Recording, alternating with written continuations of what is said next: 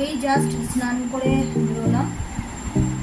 পুজোর সময় যে জুয়েলারিগুলো পরবো সেই জুয়েলারিগুলো গোছাতে ব্যস্ত ছিলাম। সকালবেলা ঘুম থেকে উঠেই আজকে সেই সবগুলো নিয়ে বসেছিলাম, কোনটা পরবো কিসের সাথে, সেই সব একটু রেডি সিডি করে রাখলাম। গৌতম আর বুবু গেছে বুবুর গাড়ির সার্ভিস করতে। তো কিছু জুয়েলারি আবার এবছর নিজের জন্য বানাবো, কারণ এবছর আমি সেল করিনি, তো নিজের জন্যই কিছু বানাবো। তো সেগুলো বানাবো। সবার আগে আমি এখন লাঞ্চ করবো, কারণ সকালবেলা ব্রেকফাস্টটা করতে পারিনি এইসব গোছানোর চক্করে। তো চলো এবার একটু লাঞ্চ করে নিই, তারপর আবার জুয়েলারি বানাবো।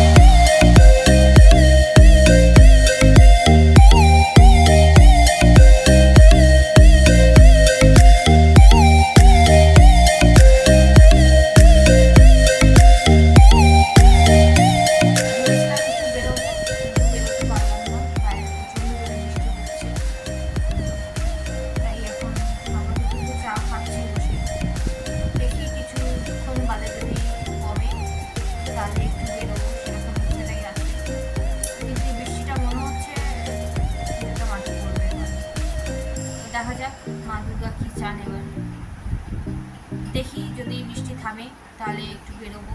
টুকটাক কেনাকাটি বাকি আছে, যেগুলো কাজের চাপে আগে করতে পারিনি, শেষের দিকে করবো ভেবেছিলাম, কিন্তু বৃষ্টির জন্য কালকেও সম্পূর্ণটা করতে পারিনি, আজকেও জানি না কী হবে। দেখা যাক আপনাদের চান। বৃষ্টি থেমে গেছে, আমরাও বেরিয়ে গেছি। আমরা এখন যাব লেক টাউন, তারপর বাগবাটি আসবো, আবার কিছু কাজ আছে।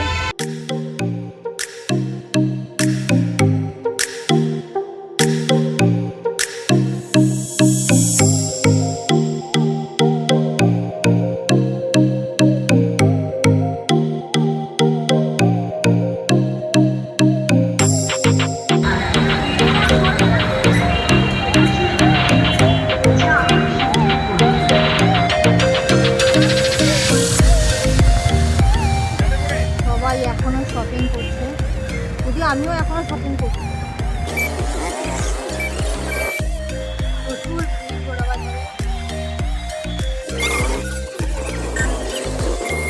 সবাই এখন শেষ মুহূর্তের কেনাকাটি করছে, আমিও ঠিক সেটাই করছি। শেষ মুহূর্তে আর যেটুকুনি বাকি আছে সেটুকুনি, যদিও আমি ঠাকুর দেখতে গিয়েও যদি আমার কিছু পছন্দ হয় তো আমি কিনি। দেখ মন কাশবন দুলছে যে শাড়ি, কবে ঠাক দেবে ডাক, দিন গুনছে যে তারি। দেখ মন কাশবন দুলছে যে শাড়ি, কবে ঠাক দেবে ডাক, দিন গুনছে যে তারি। শিউলি মাখা গল্প আগমনীর সুর, কুমার টুলির গন্ধ ছড়ালো। বলো বলো দুর্গা এলো, বলো বলো দুর্গা এলো, বলো বলো দুর্গা এলো, দুর্গা এলো, দুর্গা এলো, বলো বলো দুর্গা এলো, দুর্গা এলো, দুর্গা এলো। বাড়ি এসে গেছি, এবারে ফ্রেশ হবো, ফ্রেশ হয়ে ডিনার করবো, দেন ব্লগ এডিট করতে বসবো। তো ব্যাস এটুকুই, আজকের দিনটা এভাবেই কাটলো। তো সবাই ভালো থাকবে, দেখা হচ্ছে পরের একটা ব্লগে। Good night, tata.